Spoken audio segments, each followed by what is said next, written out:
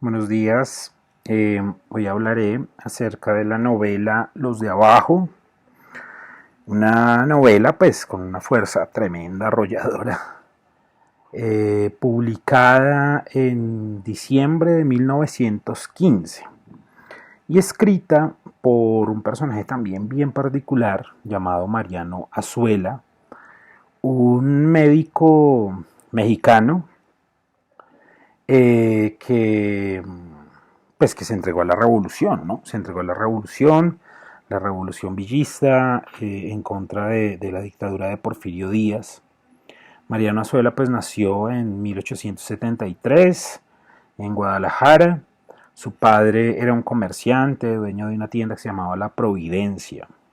Entonces cuando estaba leyendo el libro y leyendo acerca de la vida de Mariano Azuela me pregunté, bueno, la Providencia es esa búsqueda, ¿no? Ese lugar de reposo, ¿no? Algo utópico y además también muy cercano pues a nuestras, a esos preceptos morales y religiosos que nos han inculcado a partir del catolicismo. Mariano Azuela como tal, que también es un hecho bien particular, no tenía una inclinación política fuerte mientras estuvo estudiando, pero quien lo arrojó a la revolución, a enlistarse en las filas, fue la dictadura de Porfirio, ¿no? Es decir, no luchó por algo, sino en contra de algo. En 1914 es nombrado teniente coronel del Estado Mayor de Julián Medina, que era un general villista.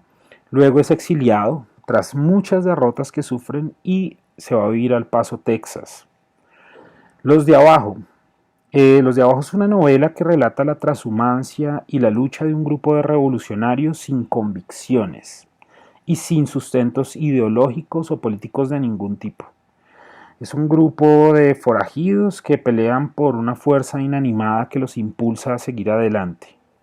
Pero este seguir adelante es ambiguo, realmente, porque mientras la revolución cobra victorias en algunas luchas, vemos como los hombres, que debe ser el principio dinamizador de la literatura, de la narración, y en este caso de esta obra, trastabillan y reculan de tal forma en su condición humana que casi pierden el sentido de sus propias existencias. Ahora bien, hasta dónde reflexionan los personajes de los de abajo.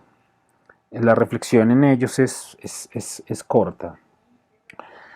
Así es como el grupo liderado por Demetrio Macías, un campesino desarrapado, ramplón e ignorante, pero eso sí, valiente, austero, y este grupo es conformado por el Meco, la Codorniz, Anastasio, Venancio, Luis Cervantes, el Güero Margarito y otros, ¿no? Y otros. Recorre vastos caminos mexicanos hasta intentar hallar una victoria sin fin, un objetivo sin trazar o un camino de ruido que solo los conducía al abismo. Es un abismo al que ellos se, se dirigen inexorablemente. Aparece un personaje fantástico como es la Pintada, una mujer pues que está medio loca, pero tiene una fortaleza para la batalla tremenda. La novia de Luis Cervantes, Camila, que es una joven campesina que prácticamente es raptada, es postreñida para salir de su casa por Luis Cervantes, porque Demetrio se enamora de ella, la esposa de Demetrio, que aparece en la primera escena y en la última, ¿no? Es una suerte de flashback del personaje como tal. En el trasiego, pues como lo dije anteriormente, aparece Luis Cervantes, que es un joven estudiante de medicina, es un ideólogo y un idealista de la revolución, que deja la comodidad de su casa para irse al monte a pelear por la igualdad y la justicia.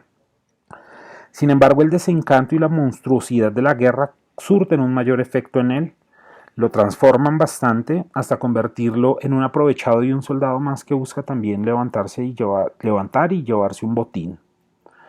La importancia de esta obra no se sustenta tanto en su calidad estética o en su calidad estructural, sino en su propia historicidad, ya que es pionera junto con una novela como Cartucho, bueno, un texto como Cartucho en El Campo Bello, en la dilucidación de lo que fue y significó la Revolución Mexicana, la revolución desde adentro.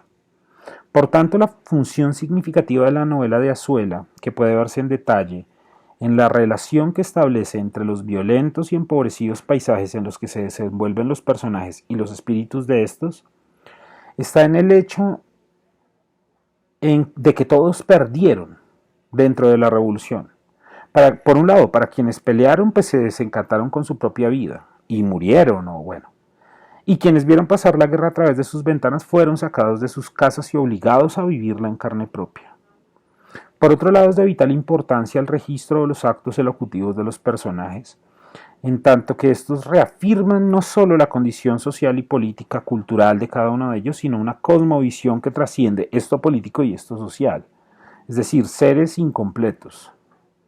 El contexto histórico de este libro pues es la Revolución Mexicana, que termina en 1910 con lo que nosotros conocemos como la Reforma Agraria, la lucha de Villa, que es la superestructura de la novela, y los demás alzados en armas en contra de la dictadura. Y bueno, vamos a establecer una relación entre la novela y la revolución que es muy bella, ¿no? Ya que el género de la novela como tal es rebelde frente a la realidad. Es una ruptura que se sella en el mismo momento en el que el ser creador recrea la realidad. Es decir, que el ejercicio de la escritura, y más en el caso de la novela, pretende crear mundos posibles, como lo enuncia Aristóteles, de lo que no ocurrió o debió haber ocurrido a partir de un mundo preexistente.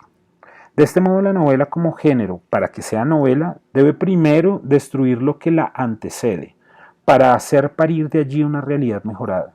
No una realidad real, sino una que sea verosímil. Al igual que la revolución que desea romper lo que la antecede para mejorar el presente. Sin embargo, las dos, la novela y la revolución, también se relacionan y se asemejan en que ambas son utópicas. Jamás una revolución para todos prevalecerá y el hecho del sentido de igualdad o equidad que busca se resquebrajará de manera inevitable. De la misma manera que el artilugio, el encantamiento al que nos adentramos cuando leemos una novela, que se rompe cuando llegamos a la última página de esta. Ahora bien, es el género de los géneros la novela. En tanto utiliza todos los otros tipos de escritura que existen para darle fuerza al relato.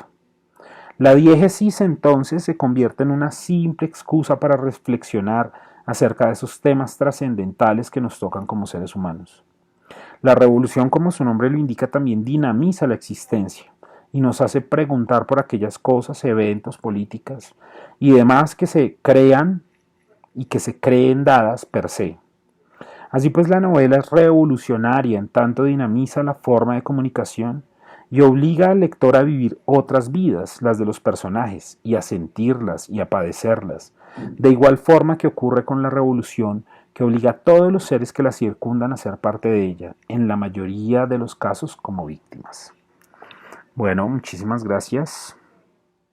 Este es un breve acercamiento a la maravillosa novela Los de Abajo de Mariano Azuela.